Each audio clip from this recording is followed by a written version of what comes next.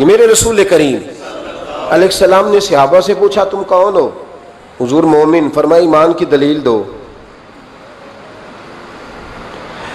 یہ بات مجھ سے کو پوچھے تو شاید میں جھگڑا کروں کہ ایمان کی دلیل۔ حضور نے فرمایا کون ہو؟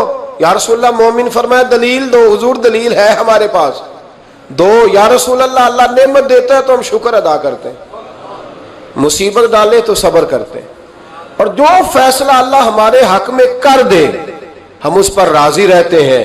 میرے محبوب کا چہرہ خوشی سے کھل اٹھا۔ فرمایا تمہیں مبارک ہو، تم تو واقعی بڑے پکے مومن ہو۔ تم مومن ہو، اگر اللہ کے فیصلوں پہ راضی رہتے ہو تو پھر تم۔ حضور فرماتے ہیں کچھ لوگوں کو اللہ قیامت میں بغیر حساب کتاب جنت میں داخل کرے گا۔ فرشتے پوچھیں گے پل صراط سے ہوا ہے؟ وہ کہیں گے دیکھی نہیں۔ میزان عمل کھلوائے؟ وہ کہیں گے دیکھا ہی نہیں۔ کیسے آ گئے؟ تو کہیں گے خدا کے فضل سے آ گئے۔ فرشتے پوچھیں گے تمہارا عمل کیا تھا؟ وہ کہیں گے کچھ بھی نہیں، عام لوگوں کی طرح نماز پڑھتے تھے، روزہ رکھتے تھے، حج فرض ہوا تو کیا، زکوٰۃ اگر ہمارے اوپر لاگو ہوئی تو دی، عام روٹین کے معاملات۔ تو فرمایا اتنی بڑی فضیلت کے بغیر حساب کتاب جنت کوئی تو وجہ ہوگی۔ تو بندے عرض کریں گے وجہ ایک ہی تھی کہ رب جو ہمارے حق میں فیصلہ کرتا تھا ہم اس پر راضی ہو جایا کرتے، ہمیں کوئی شکوہ اس پر رہتا۔ علامہ ڈاکٹر محمد اقبال رحمت اللہ علیہ، کچھ لوگ نا جی کہتے ہیں ڈاکٹر اقبال نے داڑھی کیوں نہیں رکھی تھی؟ تو یہ غلطی کی علامہ اقبال نے، رکھنی چاہیے تھی انہیں۔ ناراض ہو گئے آپ لوگ؟ جو جس کی غلطی ہے وہ اس کی یہ غلطی ہو گئی ان سے، انہوں نے نہیں ٹھیک کیا۔ اب اقبال کے داڑھی نہ رکھنے سے کیا سنت کی مخالفت پر اسے ڈگری دی جائے گی؟ وہ میں ہی کیوں نہ ہوں، جو کام خلاف سنت ہے وہ بہرحال۔ لیکن میرے سوال یہ ہے کہ اقبال نے صرف داڑھی نہیں نہ رکھی، باقی سارے کام اچھے کیے، تو آپ باقی کے تو سارے اچھے کر لینا۔ اقبال نے جو کام کیا، جو دین کا درد دیا، جو پیغام دیا، جو جد و جہد کی، اس کو تو سمجھ لو نا۔ مطلب صرف داڑھی پہ آ کے دلیل پکڑتے ہو۔ علامہ اقبال نے مکان بھی نہیں بنایا اپنا، کتنا بڑا آدمی ہے، کوئی جائیداد ہے اس کی؟ تسی بھی چھوڑو مکان سارے۔ اقبال وہ دیکھیں نا، بابے بلے شاہ کی لوگ مثال دے دیں گے، بابا صاحب مجذوب آدمی تھے، تو بابا صاحب کے حصے میں تو کئی مربع زمین آتی تھی، وہ بھی انہوں نے نہیں لی۔ ہمارا ملانگ روٹی کا اس کو پتا ہے، نوٹوں کا بھی پتا ہے کہ 5000 والا کون سا ہے، 100 والا کون سا ہے، باقی ٹائم وہ بابا بلے شاہ بن جاتا ہے۔ یہ کون سا سٹائل ہے کہ مرضی کی چیز آئی تو قابو کر لی؟ تو ڈاکٹر اقبال نے یہ درست کیا، لیکن اس کے باوجود ہمارا نظریہ ہے کہ اللہ اس کی یہ خطا معاف کرائے گا، پر بندہ بڑا باکمال تھا، یہ بڑی خوبی تھی، اور اس میں بھی کچھ حکمت ہوگی، کچھ باتیں ایسی انہوں نے لکھی ہیں بعض جگہوں پہ۔ لیکن اقبال کی جو معرفت ہے، جو حسن ہے، جو وقار ہے ان کے لب و لہجے میں، اس کا انکار کیا جا سکتا نہیں۔ لیکن اس کو ہم ڈیفینڈ بھی نہیں کرتے، جو کسی میں کوئی کمزوری ہے وہ بہرحال اس کی ہو۔ ایک سوال بڑا اٹھتا تھا، لوگ کہتے تھے کہ آپ روز داڑھی کی بات بھی کرتے ہیں اور علامہ اقبال کی بات بھی کرتے ہیں، تو میں نے آج اس کی وضاحت کر دی۔ بات کی سمجھ آ گئی آپ حضرات؟ علامہ اقبال نے ایک بات لکھی ہے، اقبال کہتے ہیں جب میں لندن میں وکالت کرتا تھا تو ایک خاتون تھی، لیڈی بارنس اس کا نام تھا، چھوٹے موٹے مقدمات لے کے وہ میرے پاس آتی تھی۔ بی بی ایک ہوٹل چلایا کرتی تھی، اس کا خامند جو تھا وہ فوج میں ملازم تھا۔ اقبال نے خود لکھا ہے، اقبال فرماتے ہیں کہ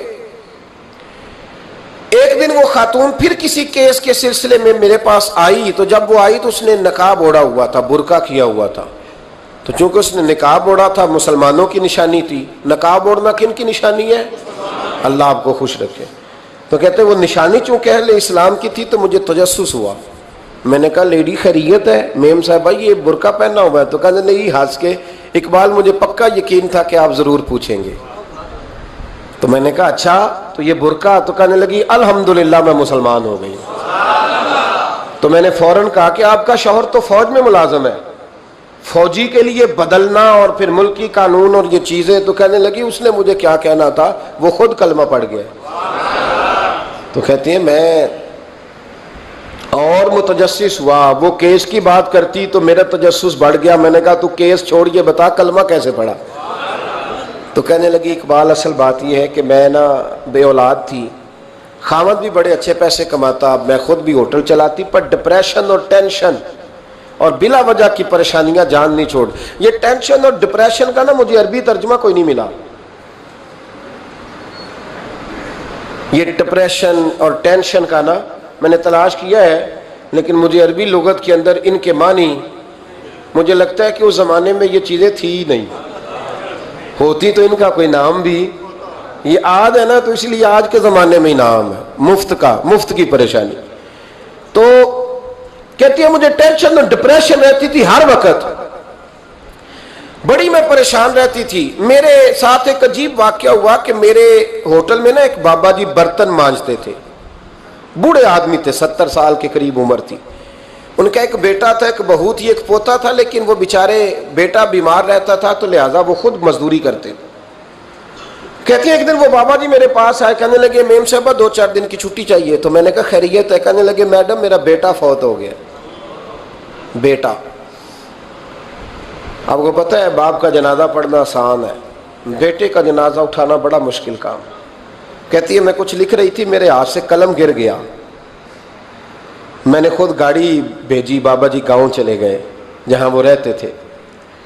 کہتی 2-3 دن کے بعد میں اور میرا شوہر گئے تو رستے میں ہم باتیں کر رہے تھے کہ کیا تعزیت کریں گے، ایک ہی بیٹا تھا، کوئی رشتہ دار بھی نہیں، تو اس کی تو کائنات اجڑ گئی، کن لفظوں سے اسے تعزیت کیا کہیں گے۔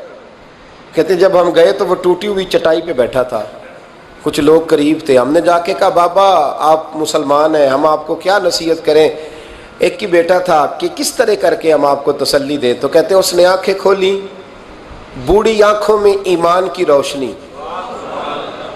کہنے لگا بی بی کیا تعزیت کی بات کرتی ہو، میں نے کوئی پیسے جمع کرا کے بیٹا لیا تھا، خدا نے فضل سے دیا تھا، عدل سے لے گیا ہے، میں اپنے رب کے فیصلے میں بڑا راضی ہوں، اللہ بڑا کریم ہے، وہ لے گیا، اس کا مال تھا۔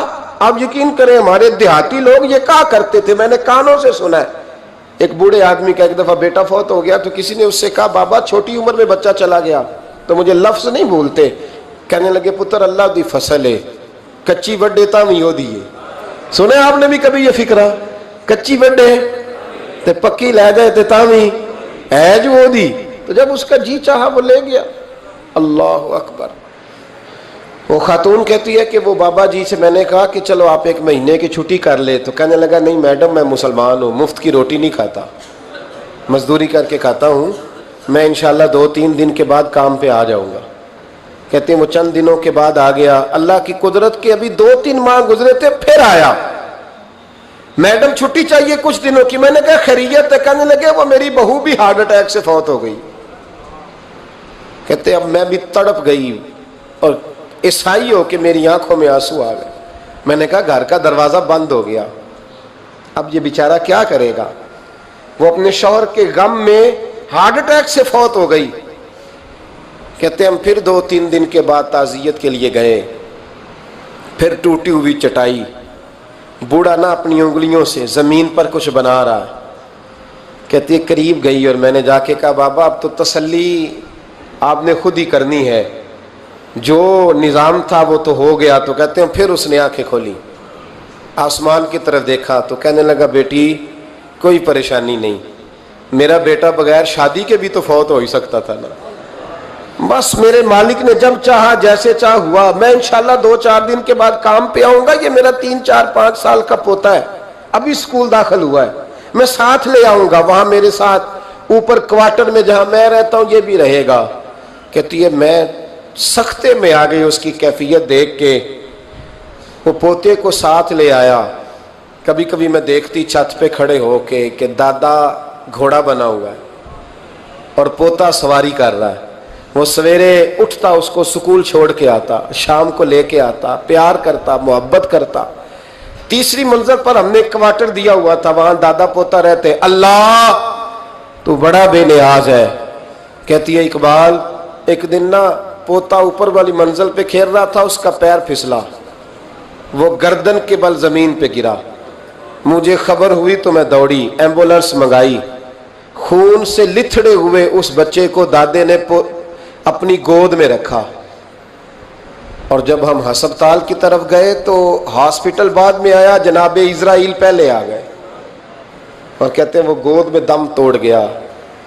پھر دادے نے اسے اپنے ہاتھوں سے غسل دیا، پھر اس نے اپنے بوڑھے ہاتھوں سے قبر کھودی، اور پھر مٹی ڈال کے کہنے لگا اِنَّ لِلَّهِ وَإِنَّا إِلَيْهِ رَاجِعُونَ، جے سونا ہی میرے دکھ وچ راضی، جے سونا ہی میرے دکھ وچ راضی۔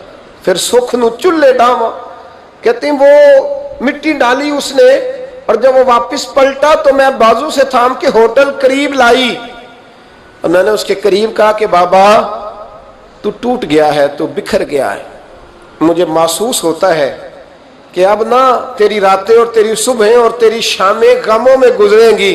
تو کہتے ہیں یوں اس نے ہاتھ رکھے اور یوں آنسو چھٹک دیے، کہنے لگا میڈم کیوں میرے اندر کوئی عقیدہ نہیں، میں کوئی لوارث ہوں، میرا کوئی رب نہیں، میں کیوں پریشان رہوں گا، میں تو پکا ہوا پھل ہوں، تھوڑے دن گزریں گے قبر میں جاؤں گا، اور جب جنت میں جاؤں گا تو اللہ میری بیٹے سے بھی ملاقات کرائے گا، میرے پوتے سے بھی ملاقات کرائے گا، میرا رب ساری ملاقاتیں کرا دے گا، میں اپنے اللہ کی رضا پہ بڑا راضی ہوں۔ وہ خاتون کہتی ہے میرا اور میرے شوہر کا کلیجہ پھٹنے لگا، میں نے کہا بابا یہ جذبہ کہاں سے ملتا ہے، یہ سکون کہاں سے آتا ہے، یہ کیفیت کیسے ملتی ہے؟ مجھے کہنے لگا تو نے لینی ہے؟